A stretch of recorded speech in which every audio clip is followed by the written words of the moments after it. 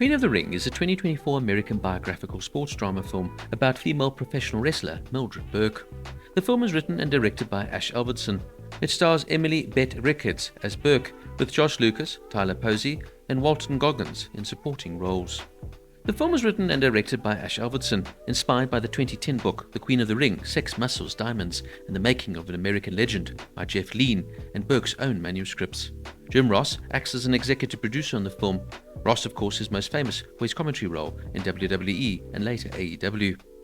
In May 2023, Emily Bett Rickards was cast in the lead as Mildred Burke, while Josh Lucas was then cast as Billy Wolfe, who of course was her husband and manager. At the time, Marie Avgeropoulos was cast as Babe Gordon, but later she would have to drop out. In June 2023, Walton Goggins, Francesca Eastwood, and Deborah Ann Wall also joined the cast. Initially, real-life wrestlers Charlotte Flair and Liv Morgan had to withdraw from their roles as June Byers and Clark Morganson due to scheduling and injury issues respectively, and then were replaced by NWA and Women's Champion Camille and AEW Women's Champion Toni Storm.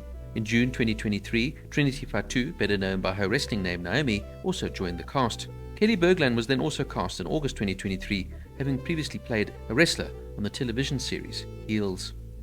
Some interesting trivia notes. In the 1930s, Mildred Burke wrestled over 200 men at carnivals, but only lost to one of them. Burke was an overall 3-time Women's World Champion under different incarnations and recognitions. Burke's heyday lasted from the mid-1930s to the mid-1950s, when she held the NWA Women's World Championship for almost 20 years. Burke started out in 1935, wrestling men at carnivals. She was managed by her second husband, promoter Billy Wolfe. She is a charter member of the WWE Hall of Fame Legacy Wing, Professional Wrestling Hall of Fame, Women's Wrestling Hall of Fame, and Wrestling Observer Newsletter Hall of Fame. The film's choreographer, Jet Jansen, was in the last ring fight with the actors for safety reasons, since the stunt fighting was so intense. The film would receive dispensation due to continue filming during the 2023 SAG-AFTRA strike. This is the second actor from a TV series of Arrow to play a wrestler, the first of course being Stephen Amell, who starred in the Starz show Heels. Emily Bett Rickards is 8 years older than her on-screen son, Gavin Castellano. In reality, Gladys Gillam lived until 2009, at the age of 89. For dramatic purposes, the movie reinvents this and makes it out that she died after getting an injury in a wrestling match. Mildred Burke was born in 1915 and would die at the age of 73 in 1989. Prior to wrestling, she was an office stenographer by day and an outstanding muscle development and was hoping to become a professional wrestler. She would then meet Billy Wolfe, who was training aspiring women professional wrestlers. At first, Wolfe did not want to train Burke and instructed a male wrestler to body slam her, so she would stop asking Wolfe to train her. Burke, however, performed a body slam on the male instead, which resulted in Wolfe agreeing to train her. Wolfe would of course tutor her and realized that she was a prospect for which he was waiting. The close proximity of their training resulted in a relationship and ultimately marriage. Burke of course would go on to have a successful wrestling career, and despite the riches that her husband earned as a promoter from the women grapplers, there was a dark side to their marriage. On the road, Wolfe acted as a father figure to the women he trained and managed, but he also earned a reputation as a womanizer because he repeatedly cheated on Burke, later also physically assaulting her. Burke was known for her technical skill, strength, and charisma, drawing huge crowds and inspiring countless women. Her reign as the NWA Women's Champion would come to a controversial end in the early 1950s, following a bitter fallout with Wolfe. Despite efforts to push her out of the spotlight, Burke found her own promotion, the World Women's Wrestling Association, and continued to advocate for women's wrestling globally, especially in Japan, where she influenced the growth of the Joshi Puroresu, or women's pro wrestling. Burke's legacy lives on in a foundational figure in the legitimization of women's professional wrestling. Her courage, resilience, and in-ring talent helped lay the groundwork for the generations of female wrestlers who followed. She was posthumously inducted into several Wrestling Hall of Fames and remains a symbol of strength and perseverance in sports history.